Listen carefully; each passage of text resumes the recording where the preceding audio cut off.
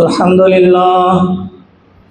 لله نحمده ونستعينه ونستغفره ونؤمن به ونتوكل عليه ونعوذ بالله من شرور أنفسنا ومن سيئات أعمالنا من يهده الله فلا مضل له ومن يضلله فلا هادي له ونشهد أن لا إله إلا الله وحده لا شريك له ونشهد أن سيدنا ومولانا محمدا عبده ورسوله أما بعد فأعوذ بالله من الشيطان الرجيم بسم الله الرحمن الرحيم ولكل أمة جعلنا منسكا ليذكروا اسم الله على ما رزقهم من بهيمة الأنعام صدق الله العظيم وقال النبي صلى الله عليه وسلم يا أيها الناس إن على أهل كل بيت في كل عام أضحية صدق الله وصدق رسوله النبي الكريم ونحن على ذلك لمن الشاهدين والشاكرين والحمد لله رب العالمين. معزز سامعین اکرام، آپ جانتے ہیں کہ یہ ایام بڑے مقدس متبرک چل رہے ہیں جس میں اللہ نے نیکیوں کا اجر کو بڑھا دیا ہے، اور ان ایام میں نیکیاں کرنا اللہ کو بڑا محبوب ہے. ما من ایام العمل الصالح فیہن احب الی اللہ من هذه الايام العشرہ. نبی کریم صلی اللہ علیہ وسلم نے فرمایا کہ عشرہ ذی الحجہ میں نیک اعمال کرنا اللہ کو بہت محبوب ہے بنسبت دوسرے ایام کے.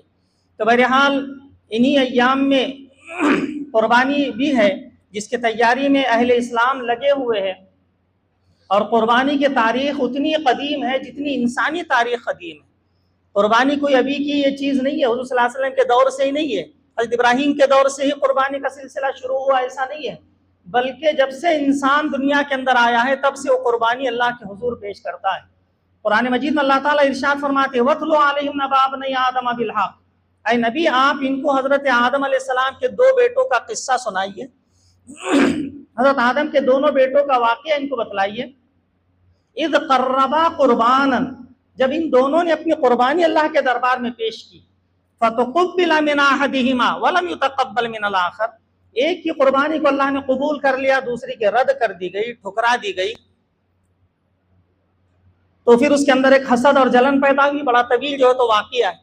تو دونوں نے جو ہے تو قربانی پیش کی تھی. بس معاملہ یہ ہے کہ گزشتہ قوموں کے اندر قربانی جب اللہ کے دربار میں پیش کی جاتی تو آسمان سے ایک آگ آ کر اس کی قربانی کو جلا دیتی، بھسم کر دیتی. جس کی قربانی اللہ کے دربار میں قابل قبول ہے، اور جس کی قربانی اللہ کے دربار میں قابل قبول نہیں ہوتی وہ اسی طرح چھوڑ دی جاتی ہے، رد کر دی جاتی. تو بہرحال اللہ تعالیٰ نے اس امت پر یہ انعام فرمایا کہ قربانی اللہ کے نام پر دیتے ہیں، استعمال خود کرتے ہیں. تو یہ واقعہ جو ہے حضرت ابراہیم علیہ السلام سے یہ سلسلہ جو ہے تو شروع اس طرح ہوا کہ حضرت ابراہیم علیہ السلام کو اللہ تعالیٰ نے مختلف طریقے سے آزمایا، ان کا امتحان لیا.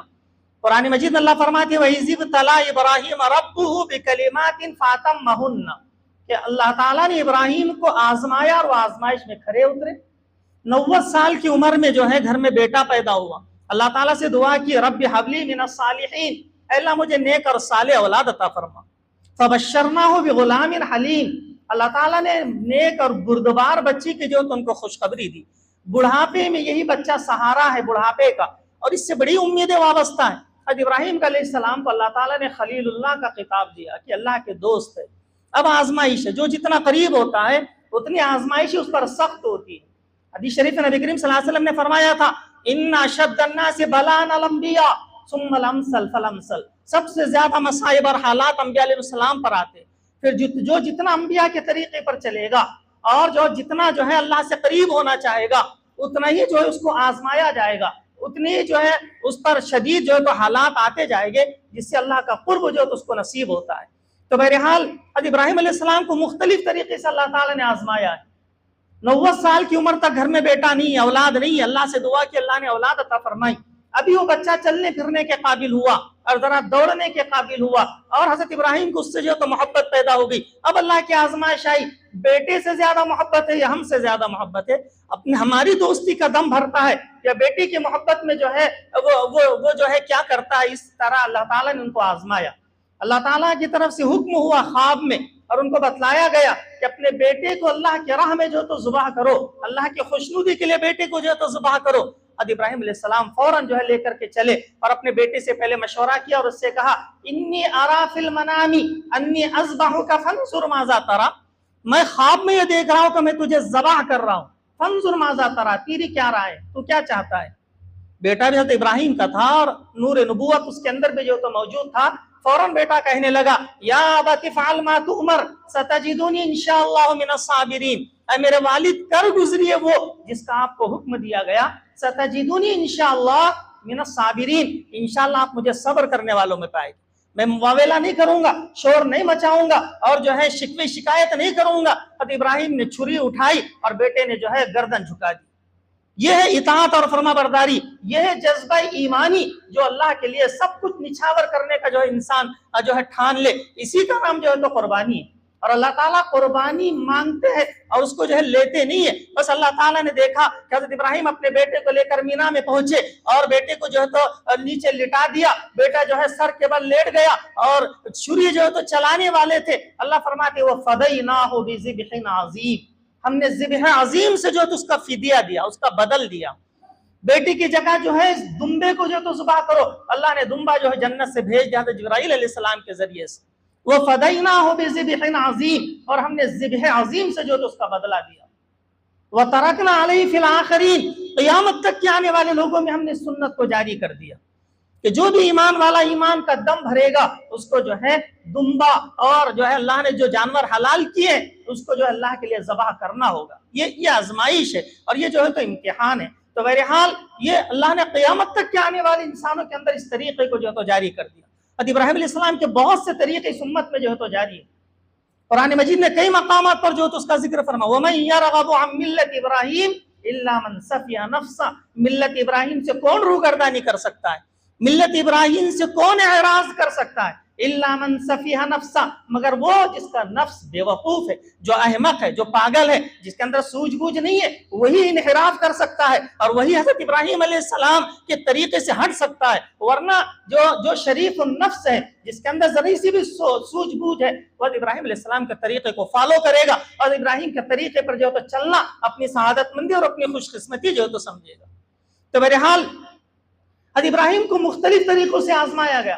ابھی بچہ تانا دودھ پیتا بچہ ہے، حکم ہوا اس بچے کو اور اس کی ماں کو لقدق بیابان کے اندر جو تو چھوڑا، جہاں نہ کوئی آدم ہے نہ آدم زاد ہے، نہ پانی ہے نہ کھانا ہے۔ حضرت ابراہیم نے اللہ کے اس حکم کو پورا کیا، بچے کو جو تو وہاں لے جا کر اور اس کے والدہ کو وہاں لے جا کر جو تو چھوڑ دیا، چھوڑ کر پھر جو تو واپس ہونے لگے اور جو ہے بیوی پیچھے پیچھے دوڑ رہی ہے اور کہہ رہی اس لقدق میدان میں چھوڑ کر ہمیں کہاں جا رہے ہو؟ پھر کہنے لگے اللہ ہمارا بہذا، اللہ ہمارا کا بہذا، کہ اللہ نے آپ کو اس کا حکم دیا ہے۔ اور ابراہیم نے اس بات میں سر ہلایا کہ ہاں میرے رب کا یہی حکم ہے، بیٹے کو اور بیوی کو اس لقدق میدان میں بیابان میں چھوڑ کر میں چلا جاؤں۔ تو پھر بڑے اللہ پر اعتماد کے ساتھ کہنے لگی اذن لا یضیعنا، تب تو اللہ ہمیں ضائع نہیں کرے گا، آپ جائیے۔ پھر بیٹا بڑا ہوا، حکم ہوا بچے کو جو تو ذبح کرو، مختلف طریقے سے جو تو آزمائش ابراہیم علیہ السلام پر آتی چلی گئی اور جو ہے پورا باطل جو ہے تو یکجا ہوا حضرت ابراہیم کو مٹانے کے لیے اور جو ہے اہل ایمان کو جو تو مٹانے کے لیے، اور ایسا لاوا انہوں نے جو تو پیدا کیا، ایسی آگ دنیا کے اندر بھڑکائی حضرت ابراہیم کو جلانے کے لیے۔ سب جو ہے تماشا بنے بیٹھے ہیں، اب دیکھتے ہیں کیا ہوتا ہے۔ لیکن حضرت ابراہیم کا یقین اللہ کے ذات پر اس قدر، پوری حکومت ایک طرف، پوری رعایا ایک طرف، تنے تنا ابراہیم علیہ السلام ایک طرف، اٹھا کر ان کو جو تو آگ میں ڈالا جا رہا ہے، دوپن میں بٹھا کر جو تو ان کو پھینکا جا رہا ہے۔ اس وقت مکمل یقین اللہ کی ذات پر ہے، تب اللہ کی مدد آئی اور پھر اللہ تعالیٰ نے کہا یا نار کونی بردا و سلام علی ابراہیم، اے آگ ابراہیم پر سلامتی کے ساتھ ٹھنڈی ہو جانا، میرے ابراہیم کا ایک بال بھی جلایا تجھے وہ سزا دوں گا کائنات میں کسی کو نہیں دی ہوگی۔ 40 دن تک ابراہیم علیہ السلام اس آگ میں رہے، ایک بال بھی جو تو ان کا نہیں جلا۔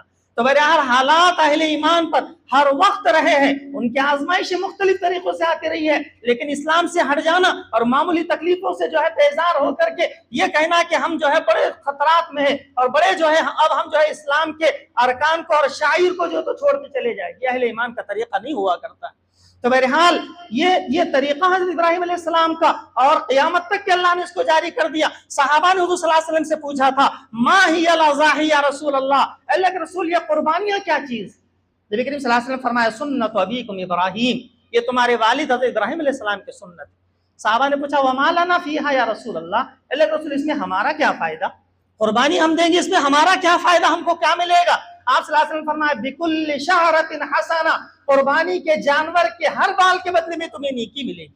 ایک ایمان والا چاہتا کیا ہے؟ نیکی ہی تو چاہتا ہے، اللہ کا تقرب چاہتا ہے، اللہ سے قریب ہونا جو ہے تو چاہتا ہے۔ بکل شعرۃ حسنہ، قربانی کے جانور کے ہر بال کے بدلے میں جو ہے تو تمہیں نیکی ملے گی۔ اور یہ وہ سنت ہے جس کو آپ صلی اللہ علیہ وسلم نے ساری زندگی جو تو ادا کیا۔ جب قربانی کا جو ہے قربانی واجب ہوئی سن 2 ہجری میں، آپ صلی اللہ علیہ وسلم نے مکہ مکرمہ سے مدینہ منورہ ہجرت فرمائی، سن 2 ہجری میں جو تو قربانی جو تو اس امت پر واجب ہو گئی۔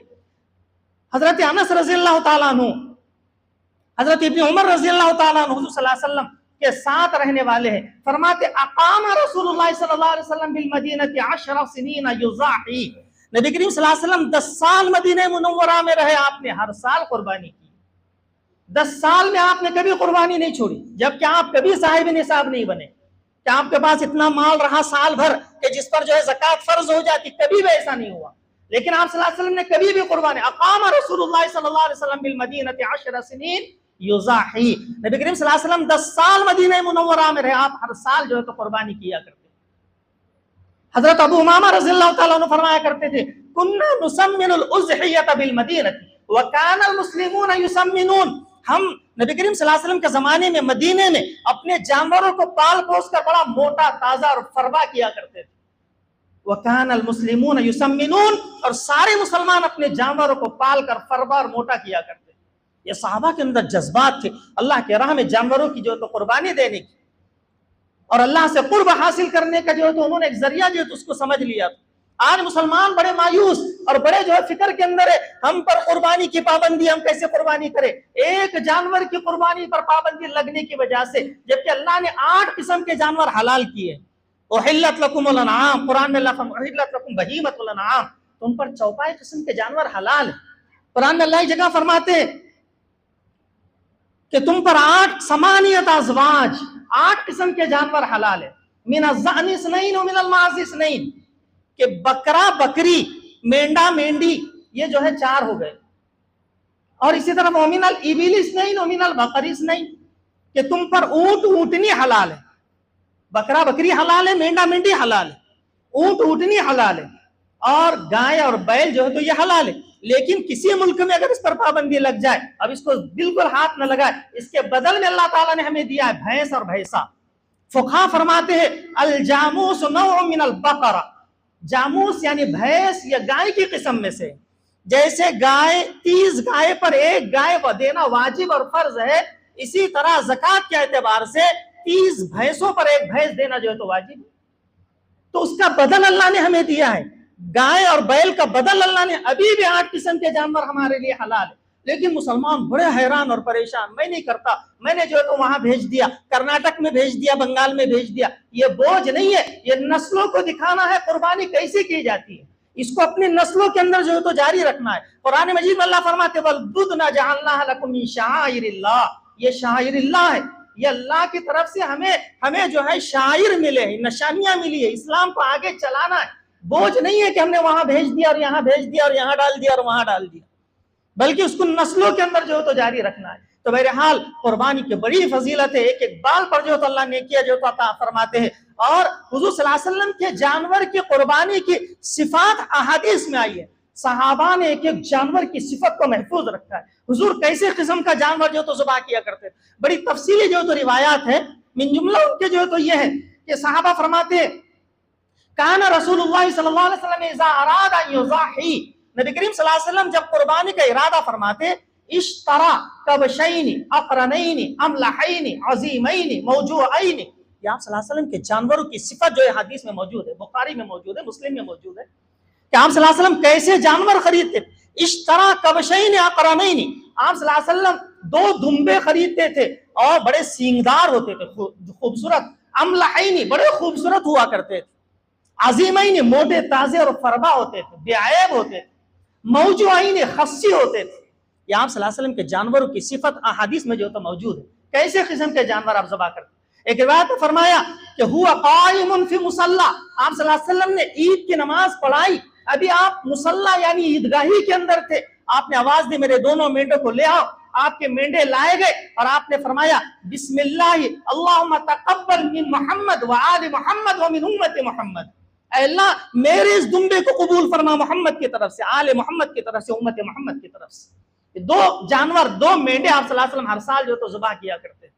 حضرت انس رضی اللہ تعالیٰ عنہ فرمایا کرتے تھے کان النبی یضاحی بکبشین وانا اضاحی بکبشین، نبی کریم صلی اللہ علیہ وسلم ہر سال 2 مینڈے ذبح کرتے تھے اور آپ کی ابتدا میں اور آپ کی پیروی میں انا اضاحی بکبشین، میں بھی 2 مینڈے ذبح کرتا ہوں ہر سال.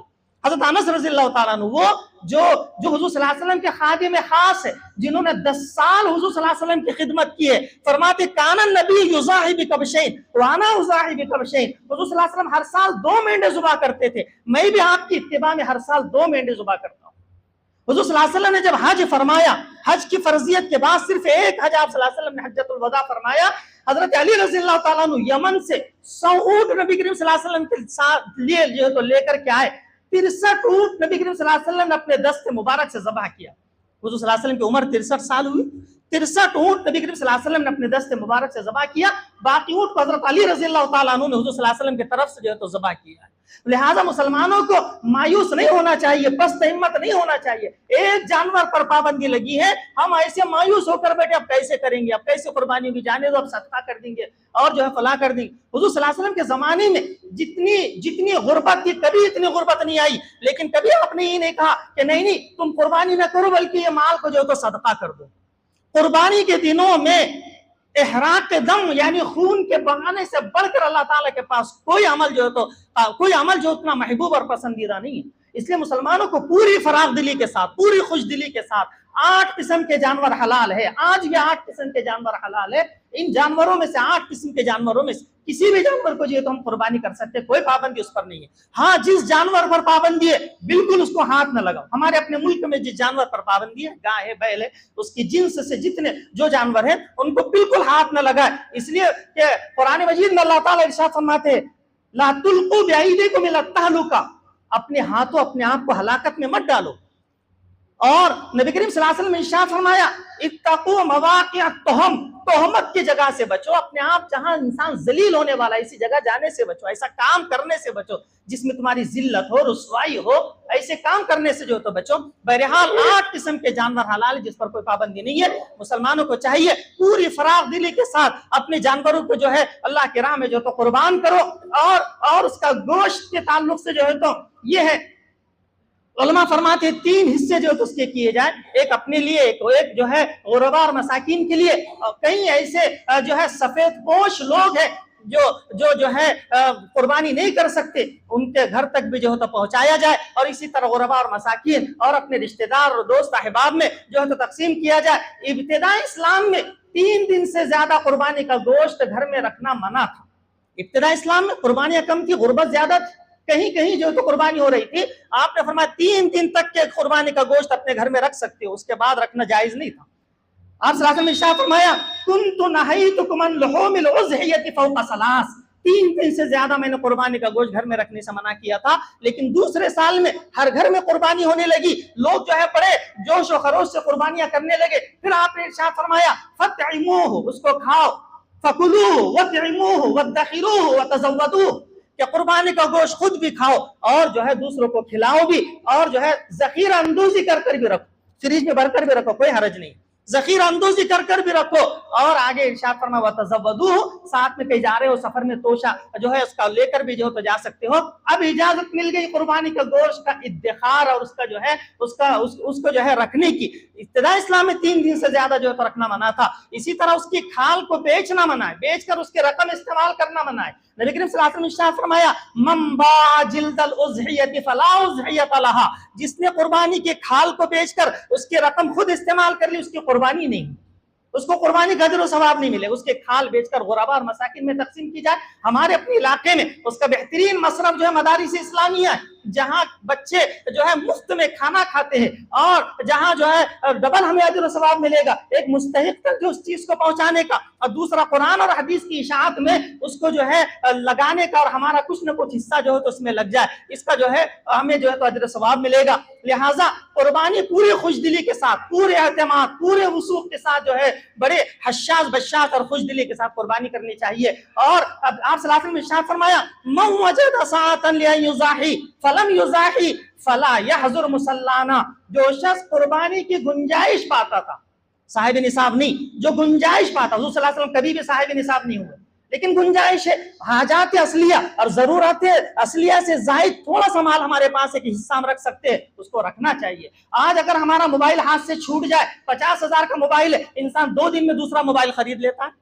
ایک گھر والا میرے پاس آیا، ہمارے گھر میں 4 بھائی ہم ساتھ میں رہتے ہیں، کیا ہر ایک پر قربانی واجب ہے؟ میں نے کہا کہ چاروں کا کھانا الگ الگ بنتا ہے، کہاں کھانا الگ الگ بنتا ہے، کاروبار چاروں کا الگ ہے، ہاں ہر کوئی جو ہے الگ الگ جو ہے تو کاروبار کرتا ہے۔ میں نے کہا موبائل ہر ایک کے پاس ہے، کہا موبائل ہر ایک کے پاس ہے، بلکہ ہمارے بچوں کے پاس ہے، بیٹیوں کے پاس ہے، ہر ایک پر قربانی واجب ہو جائے گی۔ حاجات اصلیہ سے زائد اگر کسی کے پاس ہو اور جو ہے آپ صلی اللہ علیہ وسلم فرمایا من وجد ساعة ليضاحي فلم يضاحي فلا يحضر مصلانا، کتنی سخت ڈانٹ ہے۔